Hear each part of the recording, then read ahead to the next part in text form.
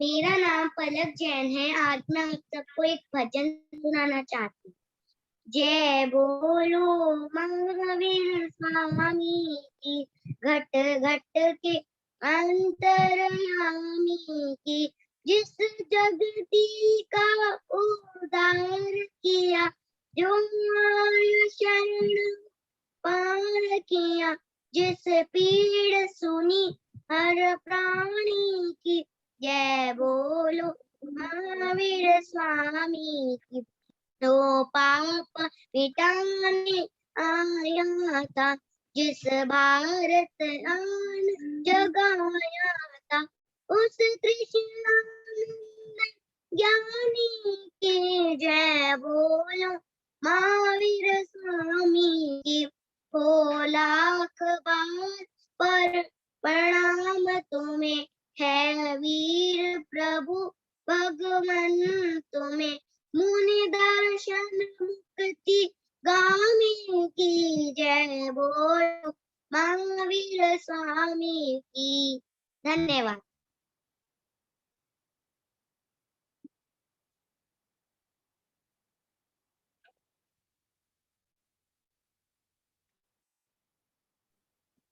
वंदना करी। वंदना वंदना वंदना, हाथ जोड़ कर वंदना, माल मोड़ कर वंदना, सम्मान सहित चरण वंदना। आप कल्याण रूप हो, आप मंगल रूप हो, आप देव रूप हो, आपके चरणों में चरण वंदना। आप ज्ञान रूप हो, आपका उपासक मैं, शीश नवाकर करु चरण वंदना।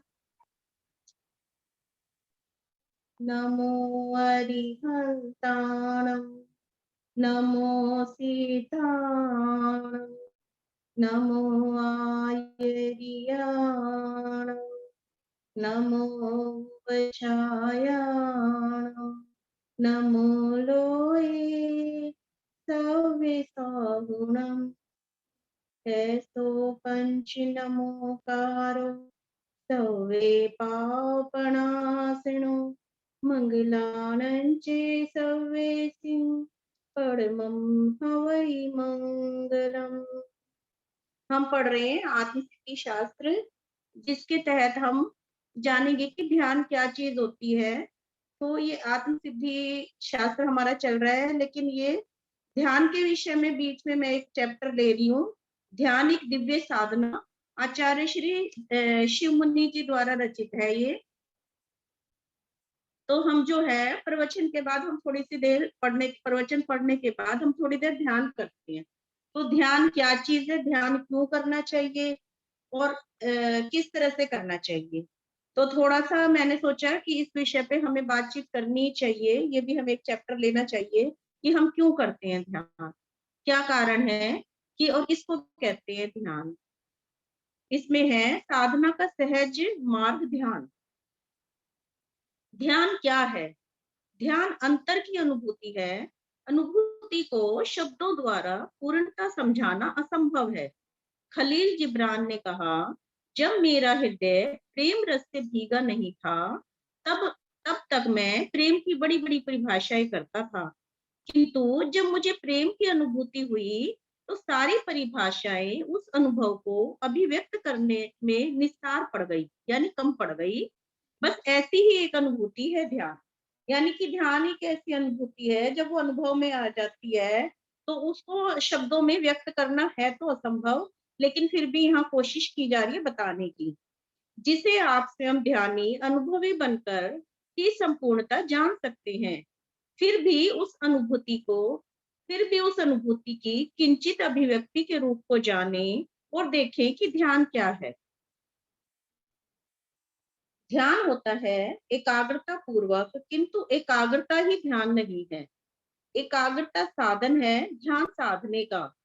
ध्यान अंतर में सत्य का दर्शन है और एकाग्रता अति चंचल एवं बहिर्मुखी चित्त को स्थिर एवं अंतर्मुखी बनाती है। ध्यान है अनासक्त होकर जीना, और वह तब होता है जब अंतर में जागृति घटित होती है। जब आप अप्रमत्त होंगे, जब आपकी प्रज्ञा जागृत होगी, आपका विवेक आपके संग होगा, तब तक आसक्ति आपको लिपट नहीं सकती, मोह आपको विमोडित कर नहीं सकता। अतः ध्यान है अंतर जागृति, अंतर विवेक। ध्यान है राग द्वेष से परे, अज्ञात में प्रवेश। धर्म और विज्ञान एक दूसरे के पूरक है, एक ही खोज के दो पहलू हैं।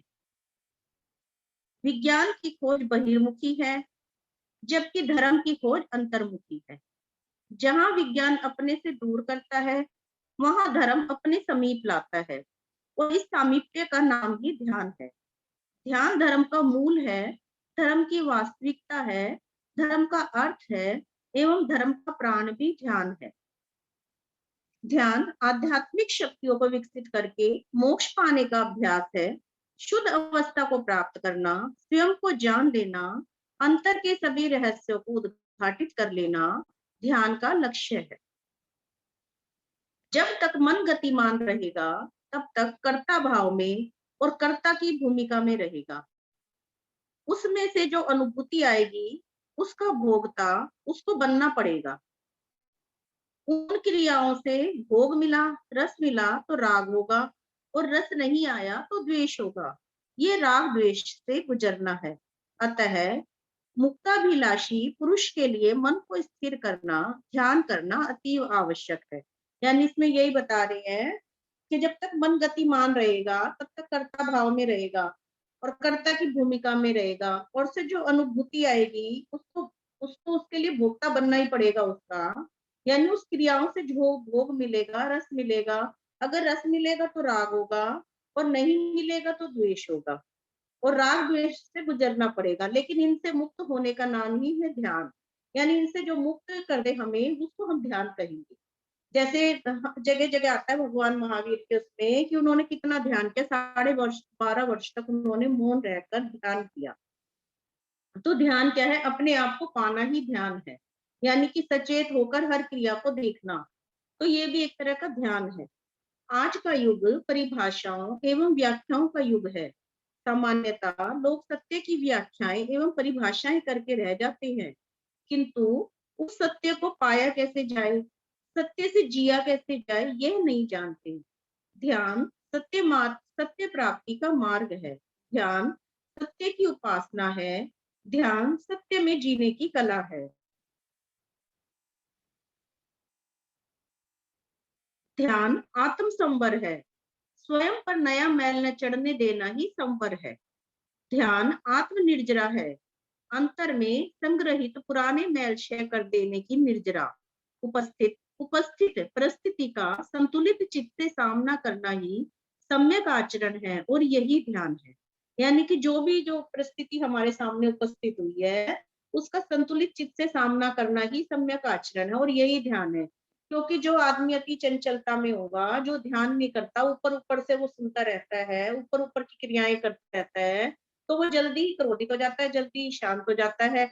यानी जो भी करता है वो ऊपर ऊपर से ओढ़ा हुआ होता है। लेकिन जो ध्यान होता है, जो ध्यानी व्यक्ति होता है, वो जो है अपने ऊपर नया मैल नहीं चढ़ने देता। नया मैल यानी कि वो हर चीज को व्यवस्थित रूप से देखता है, हर उपस्थिति को संतुलित चित्त से उसका सामना करता है। ऐसी उसके अंदर क्षमता आ जाती है करने की ध्यान के द्वारा। उत्पन्न स्थिति को वैसा ही बनाए रखने की या दूर करने की चेष्टा न करते हुए स्वयं को संतुलित रखना, तत्पश्चात जो कुछ करणीय है वही करना, यही जीवन व्यवहार है, यही ध्यान है। इस तरह ध्यान आत्म संयम है, आत्म समता है, आत्म सामायिक है। यानी कि जो भी किया जा रहा है, जो जीवन का सही व्यवहार है, यही ध्यान है, और आत्म संयम है। आत्मा पे संयम करना आ जाता है उसको, ध्यान में ध्यानी व्यक्ति को संयम करना आ जाता है, समता भाव में रहना आ जाता है। उसको जो है वो जल्दी से व्यथित नहीं होता, कैसी भी परिस्थिति हो उसको संभाल लेता है, उसमें निराकुली रहता है, वो आकुलित नहीं होता उस परिस्थिति में। हमारा जीवन घड़ी के लोलक पेंडुलम की भांति है, कभी दुख की ओर तो कभी सुख की ओर। कभी हम इससे परे की अनुभूति कर ही नहीं पाते। सुख दुख से परे की अनुभूति है समता। यह समत्व साधना ही ध्यान साधना है। सुखी होना सुख का भोग है, दुखी होना दुख का भोग। ध्यान योग से योग में प्रवेश है, ध्यान भोग से योग में प्रवेश है, सुख दुख से परे समता में स्थित प्रज्ञता में प्रवेश है। सामान्यतः व्यक्ति द्वंद में जीता है। ऐसा हम आजकल देख ही रहे हैं, सारा दिन जो है द्वंद में ही व्यक्ति जीता है। एक और तो उसका मन आदर्शी ऊंचाइयों में विहरता है, और दूसरी ओर वह वासना के व्याह मोह में फंसा रहता है। आदर्श में व्यक्ति स्वयं को अंतरिक्ष में विहरण करता हुआ पाता है, किंतु वास्तव में देखता है तो पता चलता है कि अभी तो वो धरातल पर ही है। जैसे अति ऊंचाइयों पर उड़ती हुई चील को देखकर लगता है कि वह आकाश की ऊंचाइयों को छू रही हो, किंतु वास्तव में वह धरती पर ही होती है, क्योंकि इतने ऊपर स्थित होते हुए भी उसकी दृष्टि सदा जमीन पर लगी रहती है। जब व्यक्ति अपने भीतर ऐसी स्थिति पाता है तो फिर द्वंद्व प्रारंभ हो जाता है वास्तविकता और आदर्शों के बीच। व्यक्ति चाहता तो है कि वह मानवता की दिव्यता को पाए, किंतु जब भीतर में झांकता है तो पता लगता है कि उसका अंतर राक्षसी वृत्तियों से भरा हुआ है, और इसी बाह्य अंतर के युद्ध में सारा जीवन उलझा रहता है। आदर्श तो कहता है और मन भी चाहता है कि क्रोध ना करे, वासना में न फंसे, मोह में न डूबे, मूर्ता दूर हो, किंतु न चाहते हुए भी हमें क्रोध आ ही जाता है। हम वासना से विकृत और मोह से विमूढ़ित हो जाते हैं। फिर व्यक्ति खींचतान करता है, क्योंकि हम जो है सुनते तो ऊंची ऊंची आदर्शों की बातें हैं, और हम अपने जीवन को वैसा ही आदर्श जीवन हम दिखाना भी चाहते हैं अपना सबको, कि हम तो इतने आदर्श जीवन को हम जी रहे हैं। लेकिन जब हम अंतर में झांकते हैं तो हमें लगता है कि नहीं, हम तो अभी कुछ भी नहीं है, हम तो क्रोध में भी फंसे हुए हैं, हमें बहुत जल्दी क्रोध आ जाता है, वासना में भी फंसे हुए, मोह में भी डूबे हुए हैं। और इस तरह से क्या होता है, वो जो है व्यक्ति खींचतान में लग जाता है, यानी कि उसको लगता है कि मैं वैसा बनूं, जबरदस्ती वो अपने साथ खींचतान करने लगता है। और उसका जो मन है जो है वो भीतर की स्थिति अलग तरह की होती है, वो वास्तविकता में उसकी स्थिति अलग होती है, और उसके आदर्श अलग होते हैं, तो उनके बीच में वो फंसा रहता है, द्वंद में उलझ जाता है। तो उससे जो क्या होता है, फिर व्यक्ति खींचतान करता है और जोर जबरदस्ती से मन की वृत्तियों का दमन कर उन्हें पलटना चाहता है। इन प्रयत्नों में उसे ऊपरी ऊपरी सफलता भी मिलती है, किंतु सोए हुए ज्वालामुखी के समान अचानक फिर कभी वह विकृतियां उभर आती हैं, और वह भी पहले से कई गुना अधिक तीव्रता से। ये हम सब देखते ही हैं अपने जीवन में कि ऐसा सबके साथ ही लगभग लगभग होता ही है, कि जब परिस्थिति उत्पन्न होती है तो हम अपना आपा खो देते हैं, सारे आदर्श वहां रखे रह जाते हैं। और जब वो गुस्सा शांत होता है तो हम सोचते हैं अरे ये क्या हुआ, क्योंकि सारी बातें हमें इतनी अच्छी लग रही थी, जो हम सुन रहे थे कर रहे थे वो सब कुछ हमें बहुत अच्छा लग रहा था, और हम तो ऐसे है ही नहीं, हमारे आदर्श तो ऐसे है नहीं, तब हमने अपना आपा कैसे खो दिया। तो ये जो जो चीज होती है, इसमें क्या होता है, व्यक्ति और ज्यादा द्वंद में फंस जाता है, वो मानसिक संतुलन खोने लगता है अपना। तो अब अंतर और बाह्य को एक कैसे करे, आदर्शों और वास्तविकता के बीच फासला मिटाएं कैसे, उच्च आदर्शों को आचरण में लाएं कैसे, बस यही साधना है। ध्यान सहजता से सत्य को उपलब्ध होने की, सहजता से ऐश्वर्य को उपलब्ध होने की, सहजता से ब्रह्म बनने की, मोह विमुक्त होने की साधना है। जो है ध्यान के द्वारा जो है इन चीजों पर काबू पाया जा सकता है, नहीं तो ये ऊपरी ऊपरी आदर्श बन के रह जाते हैं, और व्यक्ति समझ ही नहीं पाता कि वो उलझता जाता है और द्वंद में फंसता जाता है। लेकिन जब वो ध्यान करने बैठता है, ध्यान करने यानी कि वो अपने अंतर मन में झांकता है, और जो है धीरे धीरे जो है वो विवेक पूर्वक उन जो उसके अंतर में जो विकृतियां पड़ी है उनको हटाना शुरू करता है, तो वो धीरे धीरे एक होने लग जाता है। यानी उसका ऊपरी और अंदर का जो वो होता है, मतलब भीतरी मन और ऊपर के आदर्श, वो दोनों एक में एक होने लग जाते हैं ध्यान के द्वारा। हम प्रत्येक व्यक्ति वस्तु या विचार के प्रति दो प्रकार का व्यवहार करते हैं, या तो हम उसे अच्छा मानकर स्वीकार करते हैं, या फिर उसे बुरा मानकर अस्वीकार। ऊपर से तो ये प्रयत्न विरुद्ध दिशा में जाते हुए लगते हैं, परंतु जरा गहराई से देखें तो चाहे हम किसी भी विचार को अच्छा माने या बुरा, हम उसे महत्व देते हैं। किसी विचार को हम अच्छा मानकर महत्व देते हैं, तो किसी को बुरा मानकर, परंतु महत्व देते जरूर है। जैसे हम ध्यान करते तो हम कहते हैं ना कि अगर कोई विचार आ रहा है, चाहे वो अच्छा आ रहा है या बुरा आ रहा है तो आने दे, जा रहा है तो जाने दे, उसमें उलझे नहीं। लेकिन हम जब उनको महत्व जरूर देते, किसी को कहते हैं अरे ये तो अच्छा विचार है, ये बुरा है, जब विचारों को देखते हैं, उनको पकड़ने लगते हैं जब विचारों को। उपेक्षा का अर्थ होता है महत्व ना देना, अर्थात न तो उसे अच्छा मानना न ही बुरा, परंतु केवल उसे दृष्टा बन करके देखना। विचारों को ऐसे देखना है जैसे हम आईने में अपना चेहरा देख रहे हैं। यदि आईने को चेहरे के अति निकट रख दिया जाए तो चेहरा ठीक से नहीं दिखेगा। वैसे ही जब हम विचारों से तादात्म्य बना लेते हैं तो हम विचारों को ठीक से देख नहीं पाते, वरन विचारों के साथ ही बहते चले जाते हैं। ठीक से चेहरा देखना हो तो आईने को चेहरे से थोड़ा दूर रखना पड़ता है। वैसे ही ठीक से विचारों को देखना हो तो उनके साथ रहे तादात्म्य को तोड़कर विचारों से थोड़े दूर हटकर उन्हें केवल एक दृष्टा की भांति देखे। यही विचारों के प्रति उपेक्षा भाव है। इसे बौद्ध दर्शन में उपेक्षा कहा गया है।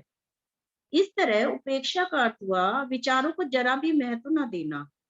हम विचारों को महत्व इसलिए देते हैं क्योंकि प्रथम तो हम विचारों को ही अपना अस्तित्व मान लेते हैं, या तो विचारों को हम अपने मेरे समान मान लेते हैं, यानी अपने समान मान लेते हैं।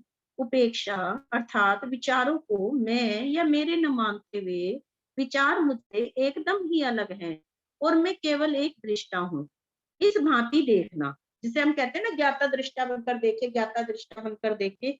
यही चीज है ज्ञाता दृष्टा बनना। यानी कि कुछ भी अच्छा नहीं, कुछ भी बुरा नहीं, जो चीज जैसी है, जो विचार जैसा है, उसको अपेक्षित भाव से देखना, सिर्फ देखना। आ रहा है विचार में ठीक है, क्योंकि ये हमारे अंतर मन में ही सुप्त अवस्था में पड़े थे, इसीलिए वो विचार बनकर हमारे जो है आंखों के सामने आते हैं। तो उसे सिर्फ देखना, यानी अपने से अलग मानते हुए कि मैं इनसे अलग हूँ, मैं केवल एक दृष्टा हूँ, इस भांति देखना। उदाहरण स्वरूप आपने कोई बुरा चित्र देख लिया और फिर आप बार बार सोचते हैं कि मैंने बहुत बुरा चित्र देख लिया। जितनी बार आप सोचते हैं मैंने वह बुरा चित्र देख लिया, उतना ही आप उस चित्र को मन की ओर गहरे तल तक ले जा रहे हैं। इससे तो अच्छा होता कि एक बार देखते और भूल जाते, तो वह शायद आपके मन में गहरी छाप न बना पाता।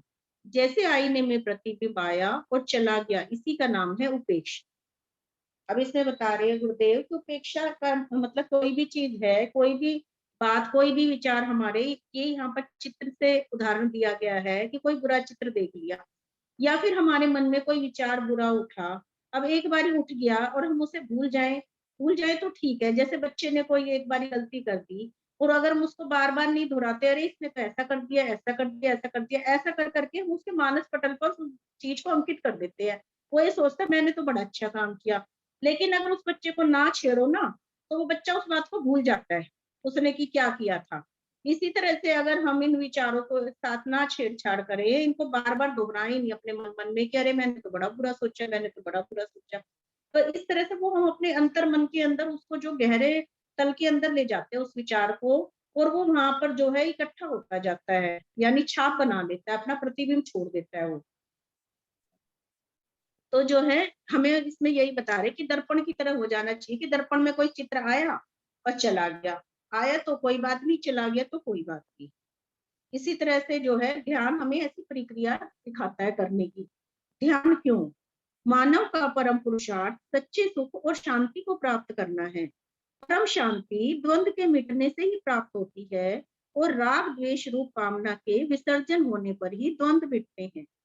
यह साधना आत्मदर्शन की साधना है, स्वदर्शन की साधना है, अपने आप को अनुभूतियों के स्तर पर देखने व जानने की साधना है। क्योंकि जब तक भीतर झांक कर देखेंगे नहीं, तब तक हमारे भीतर क्या दोष है, क्या खोट है, उसे जान नहीं पाएंगे। अतः प्रथम अंतर्दर्शन द्वारा दोषों को जानना, भगवान महावीर की वाणी भी कहती है, जे एगम जानई से सबम जानई। जिसने अपने आप को जान लिया उसने सबको जान लिया। तो कैसे जान लिया? जिसने अपने आप को देख जान लिया उसने सबको जान लिया। अगर हम पूरा एक दिन में भी अपने विचारों को पकड़ना शुरू करते हैं तो हम देखते हैं कि हमारे मन में जो है बहुत सारे विचार एक दिन में आते हैं, जिसमें अच्छे भी होते हैं, बुरे भी होते हैं। या हम अपने भूतकाल से भी थोड़ा सा अगर हम देखें और हमें किसी ने कुछ कह दिया और हमें लग रहा है इसने तो बहुत बुरा कहा, लेकिन अपने विचारों को हम पकड़ना शुरू करें तो हमें लगेगा कि कहीं ना कहीं हमारे मन में भी कोई ना कोई विचार ऐसा जरूर आता है मतलब हमारे अंतर में अच्छे विचार भी उठते हैं और बुरे विचार भी उठते हैं। अगर हम देखें तो अगर हम उसी बात से समझेंगे तो हमें पता लगेगा कि सामने वाले ने जो कहा तो हम उसके लिए भी अगर सम्यक सोच रख सकते हैं, सम्यक दृष्टिकोण सही दृष्टिकोण रख के सोचेंगे तो हमें लगेगा कि ये कोई गलत नहीं है। हो सकता है इसके मन में उस वक्त ऐसे विचार उठे हों, जब मेरे मन में भी तो उठते हैं ना ऐसे विचार, तो उसके मन में भी तो उठ सकते हैं। तो जिस घड़ी उसने हमारे से बात की हो सकता है उस वक्त उसके मन में ऐसे विचार उठे हो, तो उसके प्रति हमें द्वेष नहीं होगा फिर। तो हमें लगेगा ये मन है ये तो सबके अंदर ही अच्छे बुरे विचार भरे ही हुए हैं, तो उनको जो है फिर वहां पर द्वंद खत्म हो जाता है, यानी द्वेष भी खत्म होना शुरू हो जाता है। तो इसी को कहा है कि अपने आप को जानना, कि जिसने अपने आप को जान लिया उसने सबको जान लिया, यानी अपने आप हमारे अंदर सभी कुछ भरा हुआ है, अच्छा बुरा विकार स्वीकार सब कुछ हमारे अपने अंदर ही है। अगर हम अपने आप को अच्छी भांति से जानने लग जाते हैं तो फिर हम दूसरे से नाराज नहीं हो सकते, दूसरे पर मतलब दूसरे पर राग भी कम हो जाएगा और द्वेष भी कम हो जाएगा। संत पुरुष ने कहा है देखो अपने आप को, जानो अपने आप, अपने को जाने बिना मिटे न भव संताप। आध्यात्मिक साधना का ये परम उद्देश्य रहा है कि हम कैसे निर्मल बने, कैसे सूर्य के सम प्रकाशित हों तथा कैसे सागर सम गंभीर हों, कैसे अक्षय सिद्ध अवस्था को तथा केवल्य अवस्था को प्राप्त हो। ये सभी गुण हमारे भीतर ही विद्यमान हैं।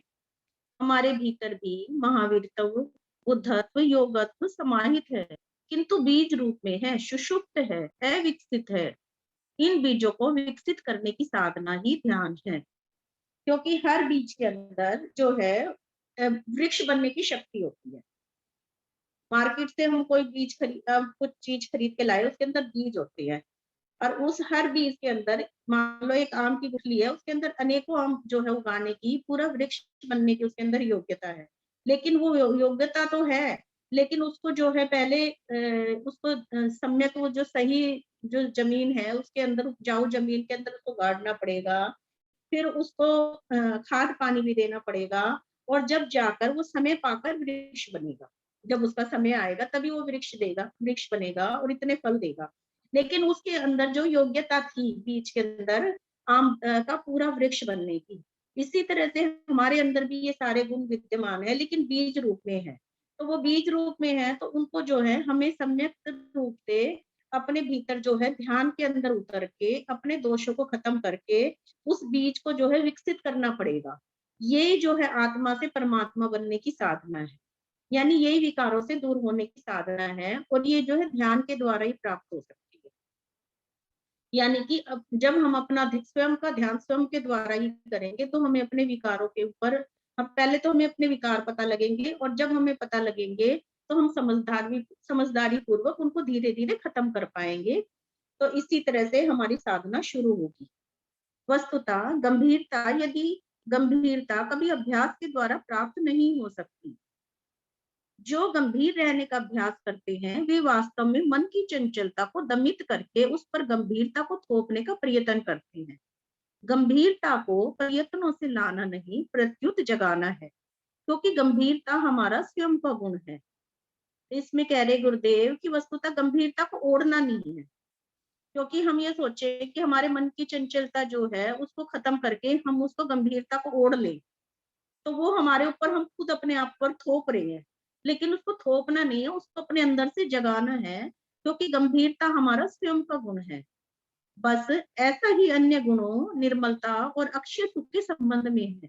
ध्यान के द्वारा ही इनको जागृत किया जा सकता है, क्योंकि अंतर की जागृति ही ध्यान है।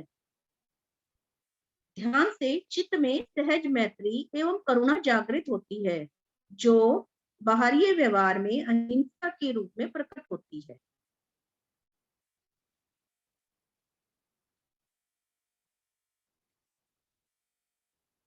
प्राय लोग अहिंसा आदि व्रतों का पालन इस भय से करते हैं कि यदि हम हिंसा करेंगे तो हमें अधोगति मिलेगी या अति दुख मिलेगा, अथवा लोभ से करते हैं कि यदि अहिंसा का पालन करेंगे तो हमें शुभ गति मिलेगी या अति सुख मिलेगा। लेकिन भय अथवा लोभ के वश धर्म करने वाला व्यक्ति धर्म में सुस्थिर नहीं हो सकता। अहिंसा का पालन किसी जड़ क्रियावत नहीं वरन अंतर की करुणा से करना है। किसी महापुरुष ने चींटी की भी हिंसा करने के लिए मना किया तो वह किसी पाप के भय से नहीं किंतु करुणा के वश, क्योंकि उस महापुरुष का हृदय इतना विशाल हो गया कि मानव से लेकर चींटी तक ने भी उसमें स्थान पा लिया। सन्यासी एवं साधु जनों के लिए ध्यान आवश्यक है, क्योंकि ध्यान के बिना संयम जीवन में उत्साह व्रतों के पालन अनुपालन में तत्परता आना कठिन है। संयम जीवन जीने के लिए कई लोग जीवन जी लेते हैं किंतु उसमें उत्साह नहीं होता, क्योंकि उनका मन संयम में नहीं लगता। काया एवं वाणी को व्यक्ति संयमित कर लेता है, काया एवं वाणी को व्यक्ति संयमित कर लेता है, किंतु मन को संयमित करना अति कठिन है। जब तक मन को संयमित न किया जाए तब तक काया व वाणी से की जाने वाली संयम जीवन की सभी क्रियाएं निस्तार हैं, क्योंकि उसमें अंतर नहीं जुड़ता। ध्यान अंतर बाह्य को एक करते हुए तथा मन को संयमित करते हुए सभी क्रियाओं को चैतन्य में बना देता है। यानी कि संयम जीवन जीने के लिए ऐसे तो बहुत लोग जी लेते हैं, जैसे ऊपर ऊपर से हमने प्रवचन सुन लिए कि ठीक है हमें जो है ये नहीं करना चाहिए, इस व्रत का पालन करना चाहिए, इस तरह से त्याग करना चाहिए, इस तरह से पचखान करना चाहिए। लेकिन किंतु जो है ठीक है हमने ऊपर से किसी को कुछ कहा भी नहीं, राग द्वेष को भी हम जीतने की कोशिश कर रहे हैं, लेकिन हम उससे जीत नहीं पाते। हमारा जो अंतर मन होता है ना, वो अंदर ही अंदर विचारों से चलता रहता है।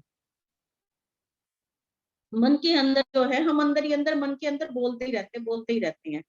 तो मन में बोलते बोलते जो है वो हमारा और दुगने जो है हमारे अनंत अनुबंधी कर्म बंधते रहते हैं। ऊपर से तो हम शांत दिखते हैं लेकिन अंदर हमारा बहुत व्यतीत होता है। और जो ध्यान होता है वो व्यक्ति के अंतर पे चोट करता है, यानी कि वो अंतर की जो क्रियाएं होती हैं उसका जो मन जो है जब वो सही सम्यक दृष्टि से देखने लग जाता है, यानी मन संयमित हो जाता है, तो वो काया और वाणी वो जो है एक हो जाती है। मतलब मन वचन और काया, तीन योग बताए गए ना, मन वचन और काया। तो अब उसमें है कि मन वचन और काया तीनों योग सम हो जाते हैं, यानी कि जो मन में होगा वही वाणी में आएगा और वही क्रिया काया से करने में आएगी। ध्यान से करुणावश अहिंसा का पालन होता है एवं सत्य तथा अस्तेय का पालन भी सहज हो जाता है, किंतु साथ में ब्रह्मचर्य की भी सहज उपलब्धि होती है, क्योंकि ध्यान से शरीर के प्रति रही हुई आसक्ति धीरे धीरे टूटती है। व्यक्ति किसी अन्य व्यक्ति की देह के प्रति इसलिए आसक्त होता है क्योंकि उसे अपनी देह के प्रति आसक्ति है। ध्यान के द्वारा धीरे धीरे मन शांत होता है, तृष्णा की अग्नि बुझती चली जाती है, परिणाम स्वरूप इच्छाएं स्वतः स्वतः कम हो जाती हैं। इस तरह अपरिग्रह का भी जीवन में स्वभावतः आगमन होता है। यानी कि जब आदमी ध्यान में घुस जाता है, ध्यान को अपना जो है जीवन का अंग बना लेता है, तो उसकी जो ये जितनी भी आसक्ति होती है वो धीरे धीरे घटनी शुरू हो जाती है। प्राय आध्यात्मिक उन्नति हेतु ध्यान की अपेक्षा स्वाध्याय को अधिक महत्व दिया जाता है, किंतु यह एक अनुभूत सत्य है कि जब तक स्वाध्याय के संग ध्यान न हो तब तक स्वाध्याय द्वारा प्राप्त श्रुत ज्ञान केवल द्रव्य श्रुत बौद्धिक ज्ञान बनकर रह जाता है, इसलिए वह ज्ञान जीवन में महत्वपूर्ण परिवर्तन नहीं ला पाता। यानी कि ज्यादातर जो हम देखते हैं स्वाध्याय पर ध्यान दिया जाता है, लेकिन अगर हम देखें तो भगवान ने स्वाध्याय मतलब भगवान ने जो है क्या किया, ध्यान ज्यादा किया। ये स्वाध्याय का अर्थ भी वैसे ध्यान ही होता है, स्व का अध्याय करना, यानी स्वयं से स्वयं को देखना जानना, इसी को स्वाध्याय कहा जाता है सही शब्दों में तो।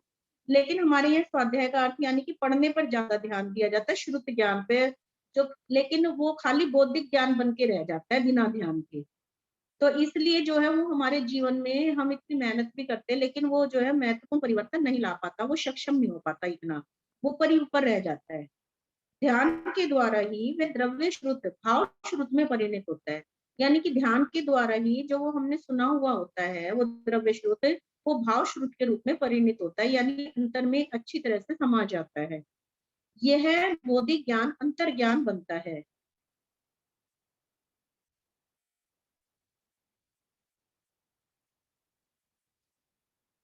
ध्यान है किसी प्रज्ञावान की वाणी को मानने की नहीं, वरन उन बातों को जानने की, अपना स्वयं का ज्ञान जगाने की प्रक्रिया। जब कोई व्यक्ति अकेला